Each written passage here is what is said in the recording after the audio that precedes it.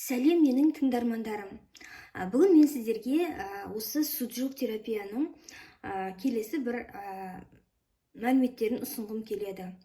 Өткен сабағымызда дейді тұрмын ғой, өткен жолы мен суджук терапиясы туралы, оны кім ойлап тапты, қашан пайда болды, қысқаша тарихы туралы айтып кеткен болатынмын. Бүгін енді осы суджук терапиясын бас бармаққа массаж жасауды көрсетемін, және оның қандай ауруларға пайдалы екенін айтқым келеді. Сондықтан видеоны соңына дейін қараңыздар, жақсы мәліметтермен танысыңыздар, денсаулықтарыңызды түзеп, уақытылы денсаулыққа мән беріп жүріңіздер. Ауруды өте асқындырып алатын болсаңыздар, оның қайттан қалпына келуі әлдеқайда қиындай бастайды. Тіпті мүмкіндік болмай да қалады, егерде әбден асқындырып үшінші, төртінші сатысына апарған болсаңыздар, ол кезде көп жағдайда емге көнбей қалатын жағдайлар болады. Сондықтан алдын алу керек, профилактикасын жасау керек. Дәрсіз ем, мынау пайдалы деп біреу айтып жатса, міндетті түрде оған құлақ түріп, соны жасап көру керек. Сол кезде денсаулық жақсы болады. Енді егер де менің мәліметтерім ұнаған болса, менің арнама жазылып қоюды ұмытпаңыздар. Сонымен бірге лайк басыңыздар, комментарий қалдырыңыздар. Мені тыңдап отырған адамдардың бар екенін біліп отырайын, және одан да көбірек құлшынып жұмыс жасауыма септігі тиеді. Сондықтан бейжай қарамаңыздар. Енді мынау кеше көрсеттім, бұл суджук деп аталатын массажер. Өзі 1000 теңге ғана тұрады. Өткенде айттым, көрсеттім, қорабына дейін сыртындағы көрсеттім.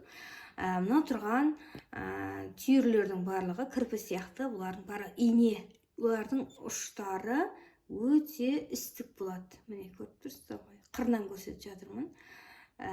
Бұлар кірпі сияқтан тікендері адамның дене мүшелеріне кіреді де, өзінің пайдалы нәрселерін тигізеді. Яғни сіз ине терапиясын алғыңыз келеді, алайда ақшаңыз жоқ болатын болса, 1000 теңгеге мынадай массажер сатып аласыз. Сосын алақандағы, аяқтағы, табандағы, өзіңіздің қолыңыз жететін жерлердегі барлық нүктелерге массаж жасап қоясыз.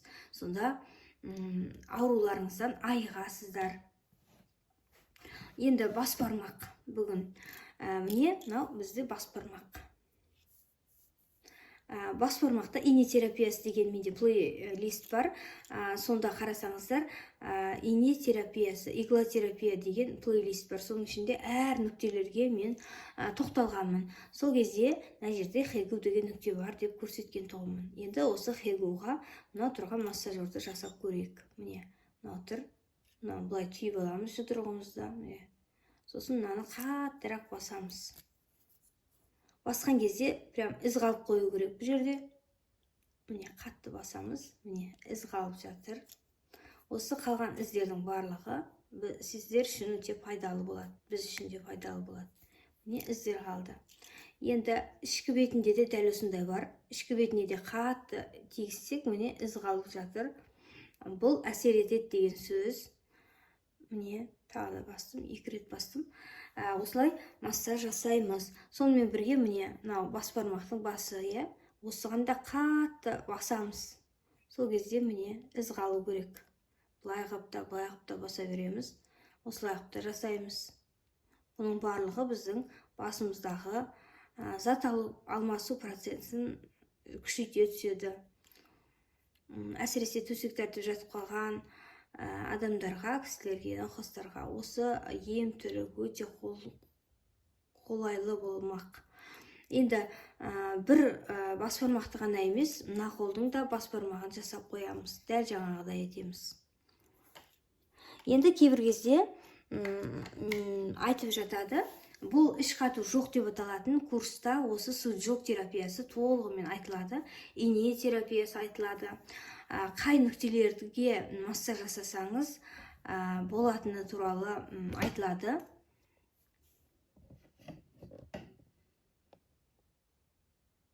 Сондықтан қапы қалмаңыздар. Егер де іш қату жоқ деп аталатын менің авторлық курсыма қатысқыңыз келсе, комментарийге өзіңіздің номеріңізді қалдырыңыздар. Мен міндетті түрде жауап беретін боламын. Мен үшін әрбір подписчиктің пікірі өте маңызды. Енді кейбір кезде болады адамдарда суджок массажерін, жаңа көрсеткен домалақты, яғни мынау суджок массажерін алмай жүреді, таба алмай жүреді, аптекада жоқ екен, бар екен деп ұзақ уақыт бойы осы дәл осы массажерменен міне қатты осылай массаж жасаймыз. Міне былай жасаймыз. Жаңағы ішкі бетіне қатты басамыз. Қасындағы нүктелерді аламыз, міне қатты басамыз. Сол кезде ол өзінің әсерін береді. Кәдімгі ине терапияны ауыстырады дегенде, осы ине терапиясын сала алатын адам болады, сала алмайтын адам болады. Ал массажерда бұл кез келген адам өзін жақсы жолға қоя алады. Өзіне ненің қиын екенін біледі, ненің ыңғайлы екенін біледі. Сондықтан бей-жай қарамаңыздар. Енді дәл осылай массаж жасаймыз. Хейгу деген нүктеге жасаймыз. Ине терапиясын алуға мүмкіндіктеріңіз болмаса, онда дәл осылай суджок массажерін алып алып, үйде жасай берсеңіздер, сол ине терапиясын 100% болатын болса, мынадай массажермен жасағаннан кейін күнде 2 мезгіл, онда ол енді 100% болмаса да 70% нәтиже береді. 70% сіз осы ине терапиясын алдыңыз деген сөз. Енді массажер болмаса, міне карандашпен массаж жасауды көрсеттім.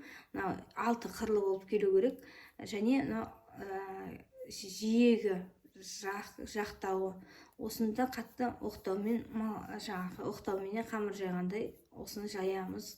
Сол кезде дызылдап, сауап дызылдап өзі нәтижесін беріп жатыр. Дәл осылай массаж жасап қоямыз. Массажердің ішіндегі сақинасын аламыз. Осы сақинасын да киіп, осымен жұмыс жасауға керек. Міне, мынау тұрған осы массажердің ішінен шығады. Осыны бас бармаққа киіп аламыз. Сөйтіп, осыны қайта-қайта арлы-берлі қозғалтамыз. Сол кезде бұл адамның басына массаж жасап жатырғанмен бірдей болады. Міне, кәдімгідей бұл қатты батпайды. Дәл осылай массаж жасайтын болсаңыздар, басымызға, мойнымызға өте жақсы көмек көрсетіп жатырмыз деп есептеуге болады. Міне, бас бармақтың қыры, осы қырында осылай қатты массаж жасаймыз. Негізі ауырсыну сезімі байқалады, бірақ оған мән бермейміз, шыдаймыз, және осылай жаңағы массажды жасаймыз. Міне, ішкі беті, тағы да ішкі бетінде қалдырып кетпейміз, қыздар, өйткені бұның өзі өте маңызды болуы мүмкін. Міне, мына жағына да, мына бетіне де барлығына жасадық. Егер мен айтқан мәліметтер сіздерге ұнаған болса, лайк басыңыздар. Сұрақтарыңыз болса, комментарийге қалдырыңыздар. Подписаться батырмасын басып қойыңыз. Суджок терапиясы әрі арзан, тиімді, ыңғайлы, әрі сапалы ем түрі болып табылады. Сондықтан суджок терапиясын жасап үйреніңіздер, бізбен бірге жасаңыздар, денсаулықтарыңызды түзетіңіздер. Сіздермен бірге болған Айнұр Оразымбетова. Менің арнама жазылып қоюды ұмытпаңыздар. Сау болыңыздар.